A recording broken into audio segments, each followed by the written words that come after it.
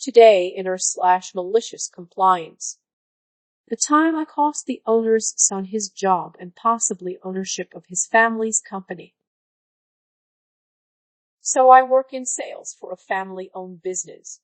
A large family-owned business, but nonetheless owned by one family. I've been with this business for quite some time. Many years, in fact. Now it's important to describe my pay plan.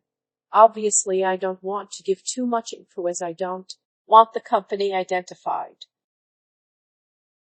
The pay plan is a base salary commission, accelerators for going over objective.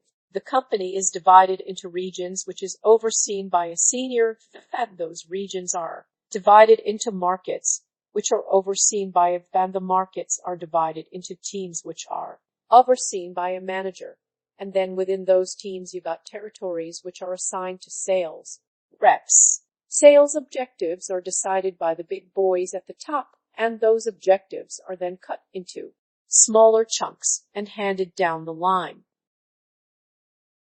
I have worked my way up and got one of the best markets a sales rep can have in my company. The reason for this is because my territory, which I call a market, is geographical isolated from other parts of our company and has about enough business for 5 sales people. Problem being it's awfully hard to hire half a person. So I get the benefit of getting an objective that's quite easy to meet and which naturally results in me making a very healthy living, and I'm quite happy with this arrangement.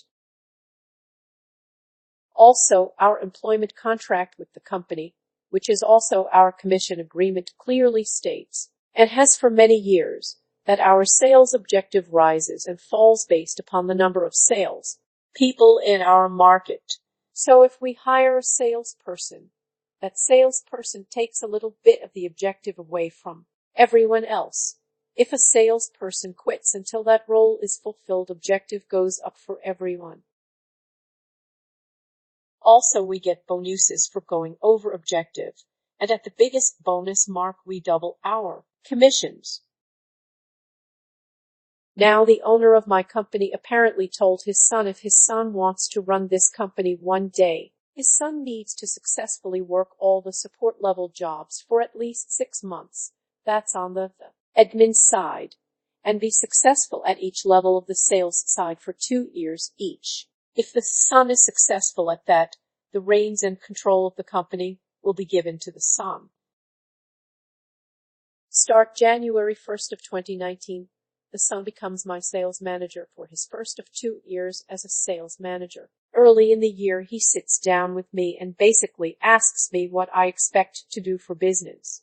I tell him I'll most likely finish at around 130-140 of objective for the year. He tells me he thinks he can double the sales if he hires a new salesperson. I explain to him that I don't see how that'd be possible, and that if he hired a salesperson, sure, the company might sell a bit more product, but they will also be paying an additional salary and will end up paying more out in commission, far more than what it would be worth. He tells me that's none of my concern, and that if I can commit to doubling my sales, which is a ridiculous ask considering I've ground this market a great deal already, that he's going to put in another sales rep. I tell him that's his decision to make, but he should consult with the first to see if that's a wise move. Obviously, since you're reading this, we can all guess what happened. He hired another salesperson to give me a bit of competition. I promptly ensured my objective was cut in half. If this smart-ass Ivy League educated slim child is going to make my life a bit more difficult, then I'm going to get paid more. Shortly after all this went down in the month of January 2019, I was speaking to my guy and I reminded him that if I didn't secure a single additional order for the entire year, with my objective being cut in half, I was at 108 of objective based upon business that I had carried over the year prior. Mike smiled and said, "It sounds like you're going to make a ton of money, and this new manager is going fuck up his payroll budget. Keep in mind, had this not have happened, my previous year business would have only gotten me to 54 of my yearly objective. I started the year 2 away from my first commission accelerator. I knew that 2019 would be my biggest money-making year ever, and I was going fucking blow out of the water. I went back and looked at my sales for the year, and here is how my year went. End of January, I was at 38 of my objective for the year. End of February, I was at 74 of my objective for the year. End of March, I was at 109 of my objective for the year. End of April, I was at 149 of my objective, and for the first time in my many years of being with this company, hit maxed my first and second level accelerators. I was now earning 130 commission. End of May, I was at 175 of my objective and had maxed out my third level accelerator and was into my fourth and was now earning 150 commission. June, 202 of my yearly objective, I had officially hit the max accelerator and was now earning 200 commission. For the rest of the year, this was going to be the case. June was also my mid-year view. To my surprise, the owner attended my mid-year review, and it was all positive. I was doing a fantastic job, and there was a lot of talk about how much I was earning and would earn. To which the owner said, "I've never seen a sales rep get to 200 commission as fast as you." I smiled and said, "I know. It's a great year." He asked me, "How do you think my son is doing as a manager?" Now, to be fair, I was very experienced and very rarely needed my sales manager, and the son had been doing the job that he was supposed to be doing, and I smiled and said, "Your son is the best thing to ever happened to me. I've never made so much money with this company. I love it." The owner smirked and said, "I'm sure you are very happy with him," and I was giving a good review. Later on, in a private conversation with my admitted that the owner was fucking furious because our region's payroll budget was going to be blown out of the water because of not only the decision his son made in regards to my market, but other markets as well, and that sales overall hadn't increased as much as the cost of payroll had increased. And for the first time in our company history, there was a good chance our market would actually end up with a net loss of profit due to the increased cost of payroll.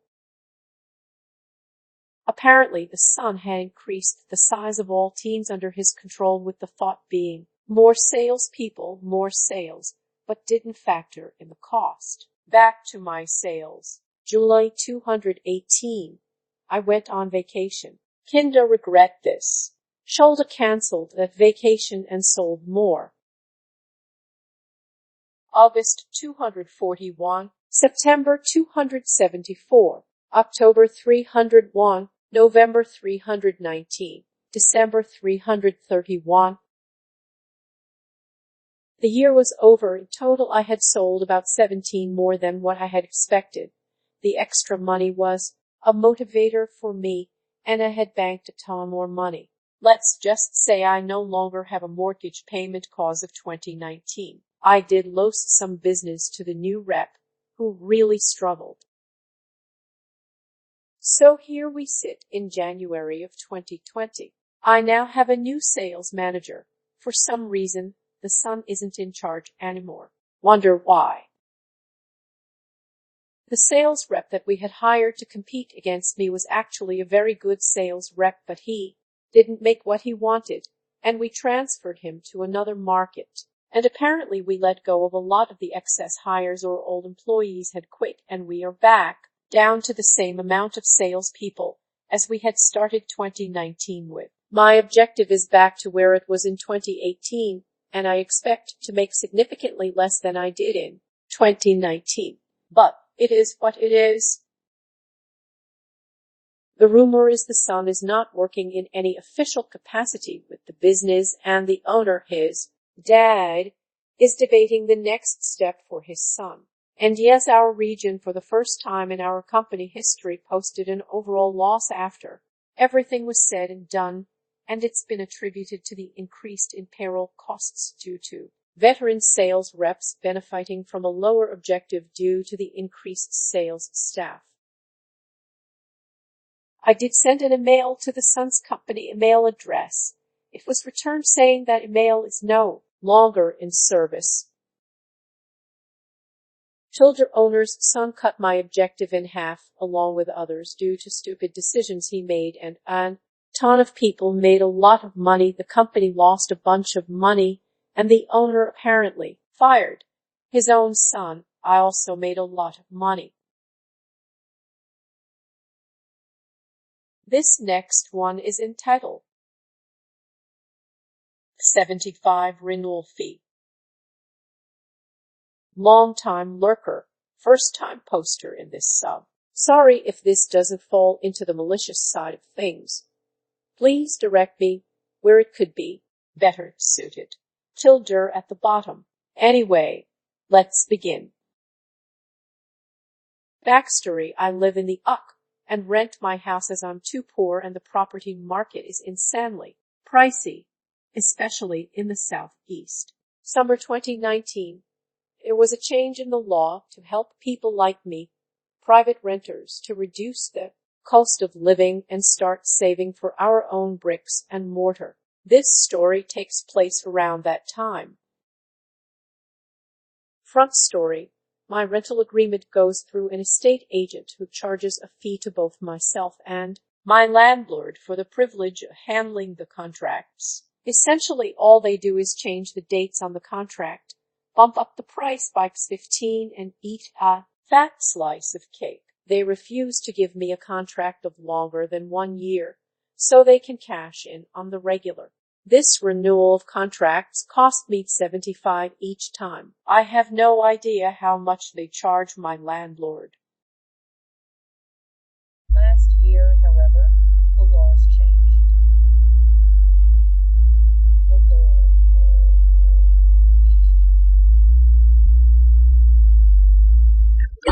One of these law changes was that agents are no longer allowed to charge me the renewal fee. Great, right? Well, it gets better. The law changes on July 1st and my contract renews on September 1st. That means I save $75 this year. Extra beer money. Actual story, June 4th. I get a letter from the estate agents asking me to confirm my renewal at current rent is $15. Confirm within 14 days and pay $75 renewal fee. If they have not heard from me in 14 days, they will consider it as my notice to vacate the property and will advertise the property as available to let. Hold up. My contract doesn't expire for nearly another 3 months. Why are they asking me to renew so soon? I immediately see what's going on here. Time to play the game. June 10th, I respond, asking why the rent has gone up again.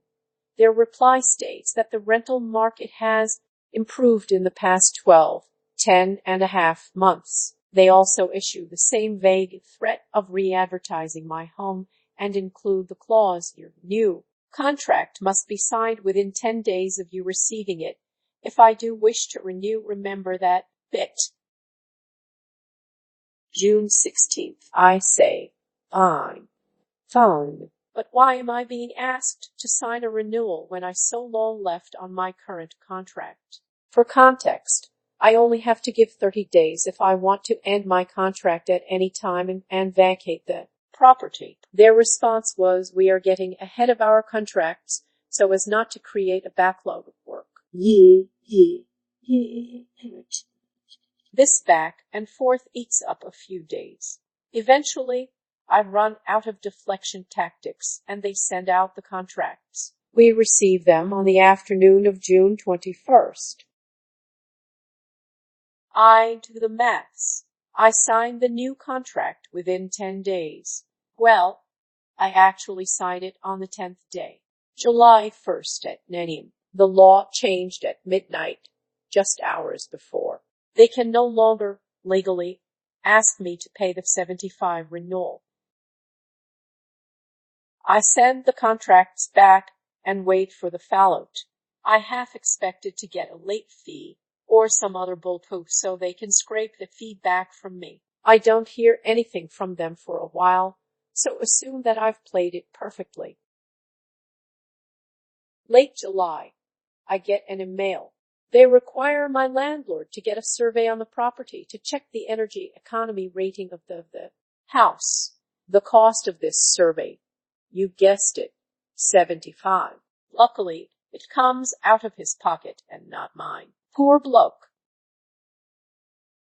Tilder, estate agents asked me to renew my contract within 10 days and pay a 75 fee. The law changes at the end of that month, so I delay with query letters for as long as possible and get sent my contract 9 days before the end of the month. I wait 10 days and send back the contracts with no renewal fee. Edit typo. Change June 1st to July 1st. This next one is entitled, Do You Like Peas? This is my first post on here, but I hope it comes out good enough to make someone smile. So currently I'm a manager at a fast food joint. One of my coworkers always attracts the rudest customers for some reason or another. This is just one of her many encounters. We get many customers and get flooded with orders daily. In the drive-thru, we tend to pull up cars and have them wait for their orders, either because the order is too big or the people behind them have something that can come out quicker. Most people are fine with it, but we do tend to have Karens every now and then. On this particular day, we got busy as usual, and my staff and coworkers were all hands on deck. The next order was for a young woman, couldn't have been older than 30, but her order was huge. The order behind her was simple and short, so they pull her up. Apparently the food she was waiting for could not come out faster, but regardless of that, my coworker decided to add a P in their order, free of charge, of course. As soon as she went outside and delivered her order, the lady didn't look in the bag for more than 2 seconds before deciding to yell, "This isn't my order." My coworkers, with a smile on her face, replied with, "This is your order." Just before she could finish her sentence, the lady cuts her off and puts the bag to her face while saying, "It is not my order. Go get my order now." My coworker decides to complain and takes the bag, removes the pie, and hands her the bag while also saying, "Here's your order, ma'am. Have a nice day," walks back inside, and continues her duties. The customer did not come back after that. Thanks for listening. Don't forget to like, subscribe, smash the bell, and whatever else our YouTube overlords require nowadays.